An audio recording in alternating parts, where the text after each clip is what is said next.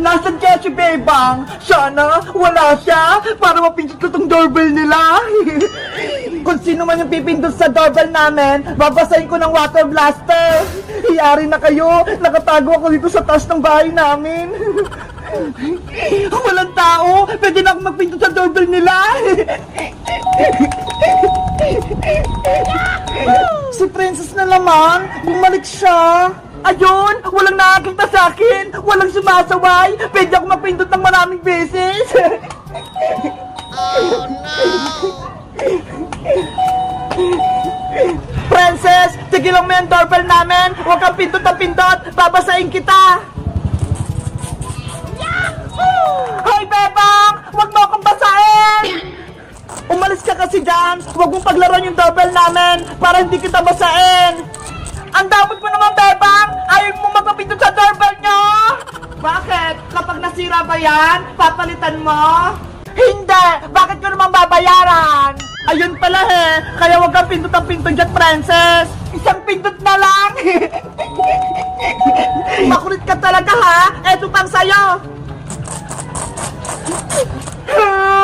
Susumbong kita, Bebang! Lagi mo na lang akong binabasa! Eh di magsumbong ka, ikaw naman yung may kasalanan Nanay! Si Princess, lagi na lang nagsusumbong.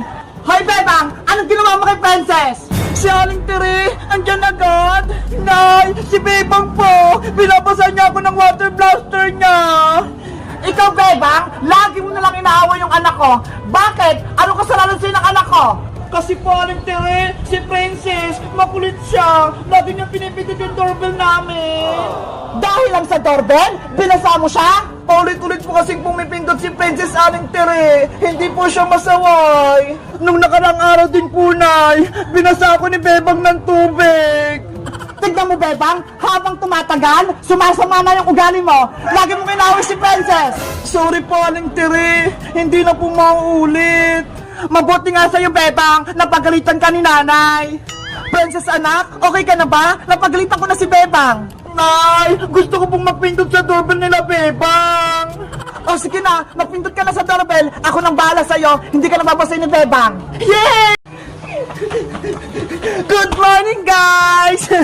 Hulaan nyo kung nasaan ako.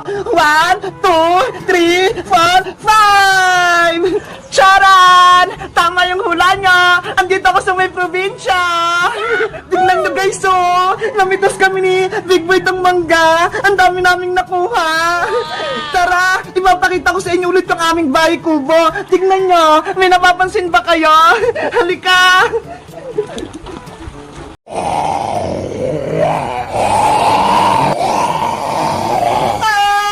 Sinusugot ako ng mga zombie! Iska! Mawa ka sa akin! Ako to! Si Beba! Hindi na nakikinig sa akin si Iska! Zombie na siya! Hindi na siya yung kaibigan ko! Pati si Princess! Zombie din! Paano na ako? Bebang! Sino yun? May nagsasalita! Ako to! Si Magic Lola! Magic Lola! Nagpakita po kayo! Alam po nasa panganib ka, Bebang, kaya ako na parito. Magic Lola! Tulungan niyo po ako! Napapalibutan na po ako ng mga zombie! Kakainin nila po ako!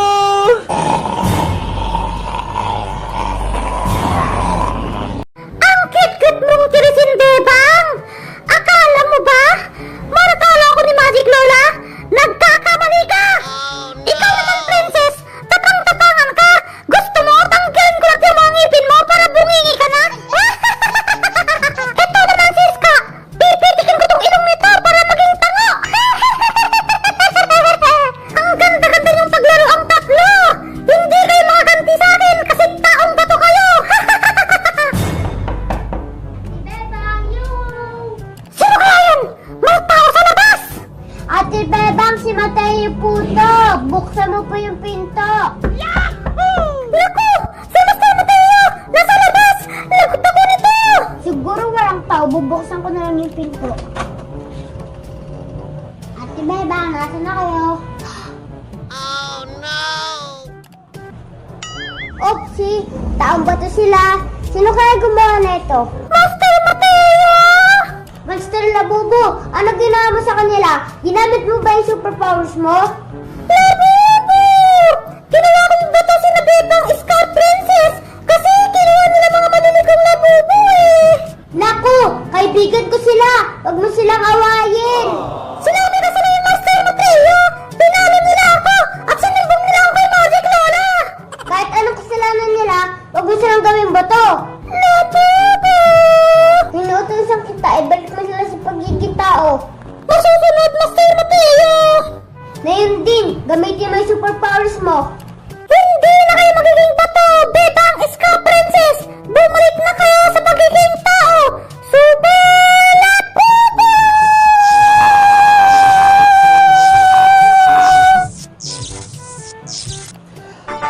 Wow! Nakakaganoon ulit ako! Bebang! Ang galing! Hindi na ako bato! Nakakanya na ako!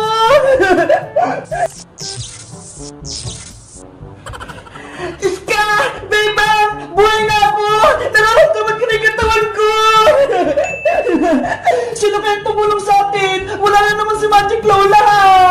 Kaya nga eh! Himala! Swerte nyo! Dahil dumating si Master Mateo! Kung hindi, tuluyan na kayong magiging bato! Yaw! Naging tao na si Ate Bebang, saka si Ate Princess, saka si Ate Iska. Mateo! Niligtas mo kami! Salamat sa'yo, Mateo! Pumating ka! Bilis, Princess! Pumunta sa akin, Maring Greta! Mag-sorry ka sa Ate Bebang! Tignan mo, ha! Umiikot na! Emily! Subukan mo ng paliparin! Okay pa! Flying ball! Lumipad ka! Emily! Habulin mo!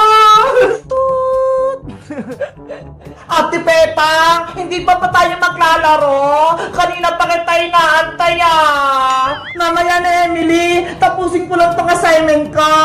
Ano ba yan? Wala akong kalaro. Napuporing na ako. Emily, may surprise ako sa'yo. Ano po yun, Aling Sitang? Charan! Binilang kita ng laruan sa online. Talaga po? May laruan ako?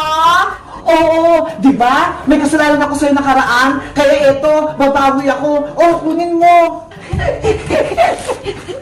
Salamat po, Aling Sitang. Binilan niyo po ako. Walang anuman. Ako po, Nay. Binilan niyo rin po ba ako?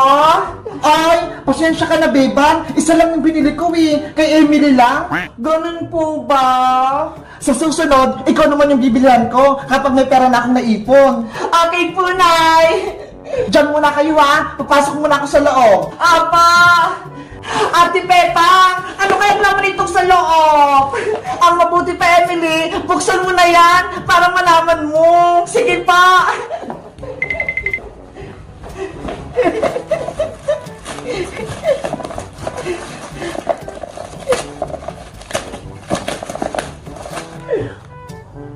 Ay, naka-max! Wow! Ate Pepang, tignan mo ho! Ito yung flying ball!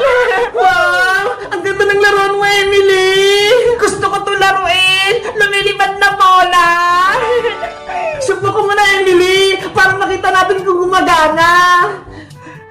Ayan! Umiilaw na! Nasa na kaya si Princess pati si Boyo? Magsimula na kami mag-exchange gift eh! Ready na tong regalo ko! Bebang! Iska! Halika na rito! Mag-exchange gift na tayo! Bebang! Ito yung regalo ko! Tignan mo! Ang haba! Ako din, Iska! Sobrang laki ng regalo ko! Tignan mo! Wow! Ang laki naman yan! Isang karton! Kaya nga eh! Swerte yung nabunot ko!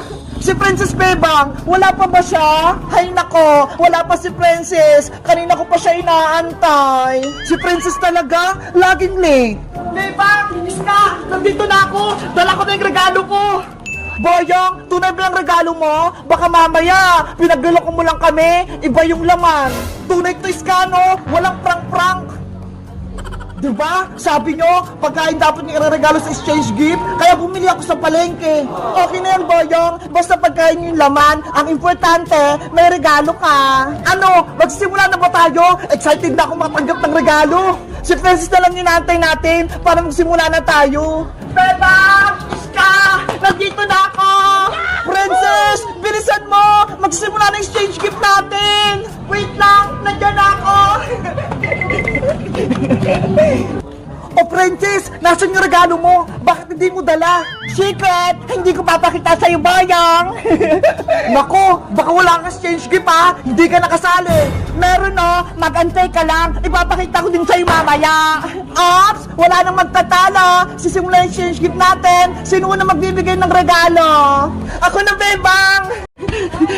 Papili pa rin Sonya! Papili po! Ano kaya bibiliin ko dito? Ang dami kong pera! Makakabili na ako ng maraming pagkain! Papili pa rin Sonya! Uy, Bebang! Ikaw pala yan! Papili po ako, Aling Sonya! Ito! Lahat po ng masasarap! Tsaka po soft drinks! Wow! Ang dami mong bibilin, Bebang ah! Siguro, ang dami mong pera! Kasi po, marami po akong naipon na pera nung Pasko! Eto po!